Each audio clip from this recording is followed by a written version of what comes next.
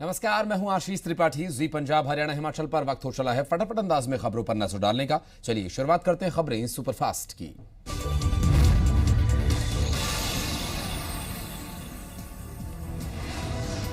BJP नेताओं के urban नक्सलियों वाले बयान को लेकर पंजाब के सीएम कैप्टन अमरिंदर सिंह ने इसे बताया बेतुका। कहा, दिल्ली में मामले से हुई छेड़छाड़ तो नतीजों के लिए पंजाब पुलिस या पंजाब सरकार को न ठहराया जाए जिम्मेदार। किसान आंदोलन में अनहोनी के लिए कांग्रेस जिम्मेदार होने वाले पंजाब बीजेपी प्रभारी दुष्यंत गौतम के बयान पर कांग्रेस का पलटवार। राजकुमार वेरका बोले, देश जानता है किसकी वजह से धरने पर हैं किसान।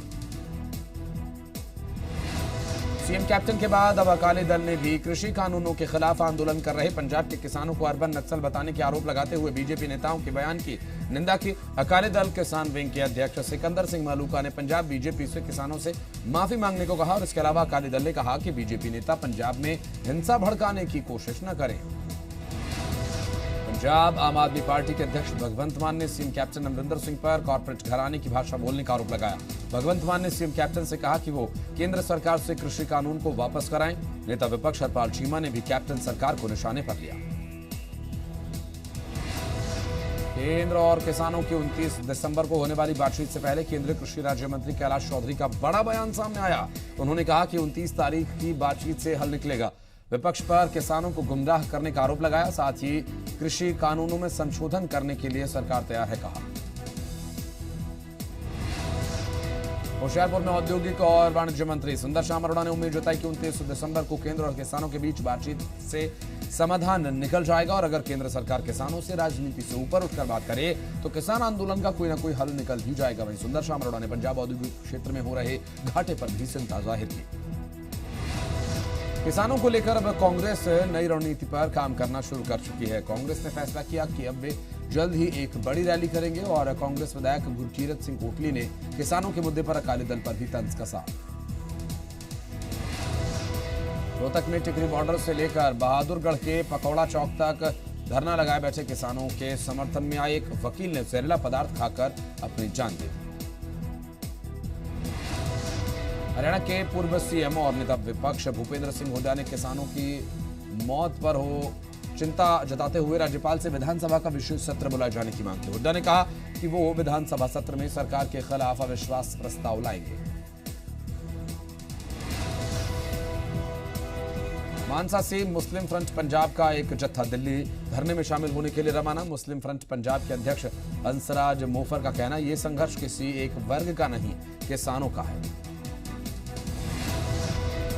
पंजाब में कोरोना काल के दौरान औद्योगिक हालात को लेकर उद्योग विभाग की तरफ से कई खास पहल की गई। उद्योग मंत्री सुंदर श्याम अरोड़ा ने जानकारी देते हुए कहा कि इस दौरान कई योजनाओं में विनिवेश सफल रहा, जिससे पंजाब को 40.90 करोड़ रुपए के राजस्व मिले और साथ ही उद्योग मंत्री ने बताया कि राज्य में टेलीकॉम सेक्टर में भी निवेश बढ़ने की उम्मीद है।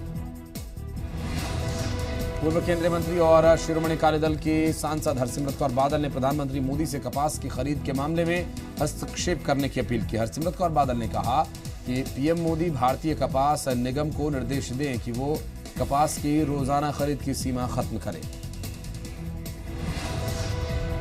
शिरोमणि अकाली दल के वरिष्ठ नेता प्रेम सिंह चंदूमाजरा ने कहा कि अगर कांग्रेस ना हो तो अकाली दल यूपीए का हिस्सा बनने को तैयार है। शरद पवार नेतृत्व करेंगे तो हम उनके साथ सहमत हैं।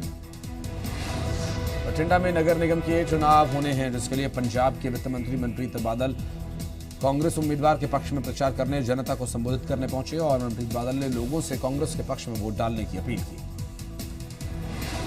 हरियाणा में नगर निकाय चुनाव के लिए मतदान हुआ। सांपला में सबसे ज्यादा 81.5% वोटिंग हुई। धारूहेड़ा में 74.0% वोटिंग, रेवाड़ी में 69.2% वोटिंग, 7.0% वोटिंग सोनीपत में हुई। अंबाला में 56.3% वोटिंग हुई। पंचकुला में 46.6% वोटिंग और 30 सितंबर को अब नतीजे आएंगे। सोनीपत नगर निगम में भी शाम 5:30 बजे तक मतदान हुआ। सोनीपत में मेयर पद के लिए 10 प्रत्याशियों की किस्मत का फैसला ईवीएम की मशीनों में कैद हो गया, जिसके चलते पार्षद पद के लिए 108 पार्षद चुनावी मैदान में थे।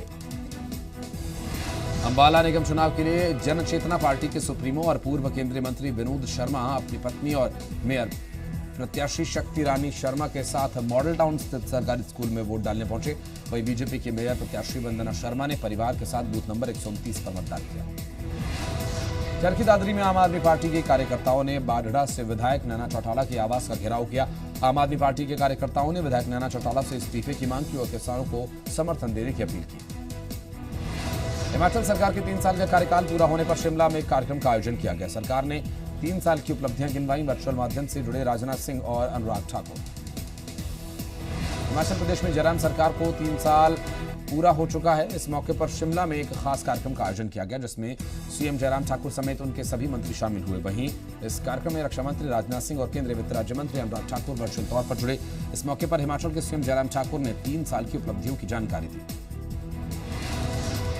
हिमाचल में बीजेपी सरकार के 3 साल पूरा होने पर ऊना में एलईडी के माध्यम से दिखाया गया। वहीं कांग्रेस ने सरकार के 3 साल पूरा होने पर काला दिवस मनाया। हिमाचल बीजेपी प्रभारी अविनाश राय खन्ना ने जयराम सरकार के 3 साल के कामकाज पर संतोष जाहिर किया। साथ ही उम्मीद जताई कि साल 2022 में भी हिमाचल में बीजेपी की ही सरकार बने। नाहन से बीजेपी के विधायक डॉक्टर राजीव बिंदल ने जयराम सरकार के 3 साल के कार्यकाल को सफल बताया। राजीव बिंदल ने कहा कि सरकार ने विकास के नए कीर्तिमान स्थापित किए हैं। जयराम सरकार का कार्यकाल स्वर्णिम उपलब्धियों से भरा है। हिमाचल सरकार के 3 साल पूरा होने पर आयोजित कार्यक्रम में वन मंत्री राकेश पठानिया नूरपुर से जुड़े। राकेश पठानिया ने कहा कि केंद्र और राज्य के डबल इंजन की सरकार ने प्रदेश में ऐतिहासिक विकास किया।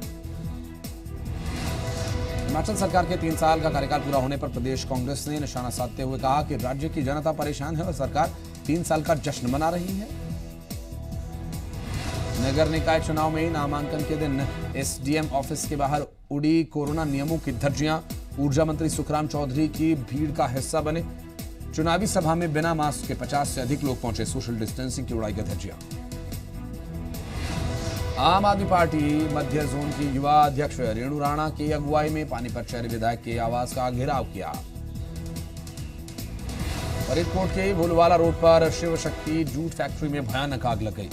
आग जनरेटर से निकली चिंगारी की वजह से लगी, जिसके बाद फायर ब्रिगेड की 3 गाड़ियों ने मौके पर पहुंचकर आग पर काबू पाया। ऊना पुलिस ने एक ट्रक से अवैध शराब की 402 पेटी पकड़ी। पुलिस ने मामला दर्ज कर चालक को गिरफ्तार कर लिया है। धर्मशाला में इस बार संतरे की बंपर पैदावार हुई। फसल अच्छी होने से किसानों में खुशी की लहर, लेकिन फसल के दाम अच्छे नहीं मिलने से उत्पादक निराश। बाजार में संतरे का भाव 50 रुपए प्रति किलो, जबकि किसानों से संतरा 10 रुपए किलो के हिसाब से खरीदा जा रहा है। फसल उत्पादकों ने सरकार से मदद की गुहार लगाई। ऐतिहासिक धरती श्री फतेहगढ़ साहिब में जोड़मेल के आखिरी दिन गुरुद्वारा श्री फतेहगढ़ साहिब से विशाल नगर कीर्तन निकाला गया, जो गुरुद्वारा श्री ज्योति स्वरूप साहिब में संपन्न हुआ। तो नगर कीर्तन में शामिल गतका पार्टी ने अपने कला का प्रदर्शन किया। श्री फतेहगढ़ साहिब में दस्तार का लंगर लगाया गया, जिसका मकसद था युवाओं को सिक्खी से जोड़ना। दस्तार लंगर में पहुंचे लोग काफी प्रेरित हुए। श्री फतेहगढ़ साहिब इसमें जोड़ मेल के दौरान फिल्म के जरिए बच्चों को सीख से जोड़ने की कोशिश की गई। सिक्खी से जोड़ने का यह प्रयास बच्चों में, नई पीढ़ी में सिख इतिहास की जानकारी पहुंचाना है। शहीद जोड़ मेल के मौके पर श्री फतेहगढ़ साहिब में नगर कीर्तन निकाला गया, जहां बड़ी संख्या में सिख संगत शामिल हुई।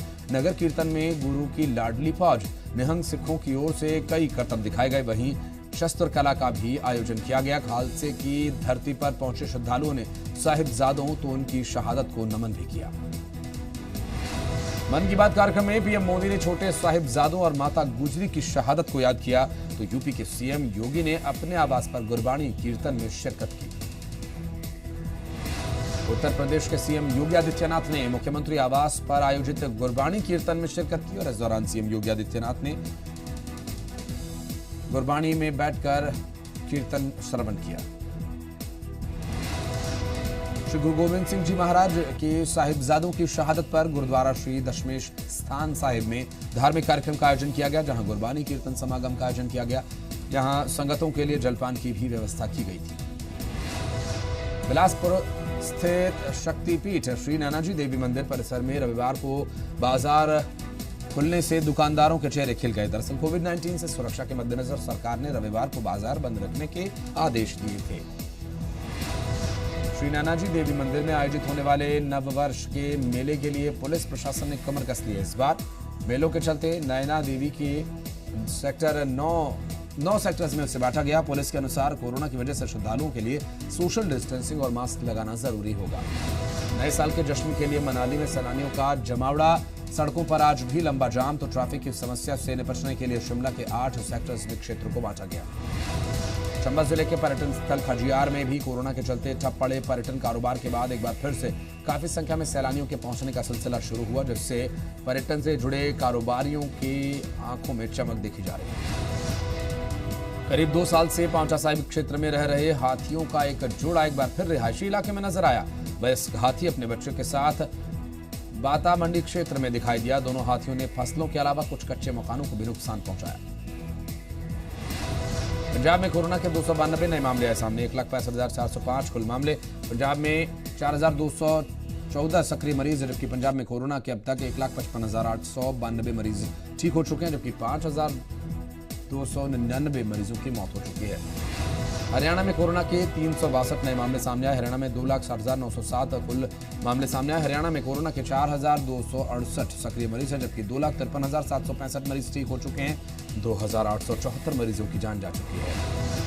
कैथल में बारिश हुई, जिससे तापमान में आई गिरावट। शीतलहर की वजह से लोगों का घरों से निकलना मुश्किल। टूरिस्ट सीजन में मनाली में लंबा जाम देखने को मिल रहा है। न्यू ईयर से पहले बड़ी संख्या में सैलानी मनाली पहुंच रहे हैं, जैसे टूरिस्ट स्पॉट सोलंग वैली, अटल टनल, रोहतांग, सभी जगह वाहनों की लंबी कतार देखने को मिल रही है। घंटों लोग जाम में जूझ रहे हैं। टूरिस्ट सीजन को देखते हुए शिमला यातायात विभाग की नई रणनीति। इन दिनों नए साल से पहले बड़ी संख्या में सैलानी पहुंचे शिमला। जी पंजाब हरियाणा हिमाचल पर खबरों का सिलसिला जारी है। वक्त एक छोटे से ब्रेक का।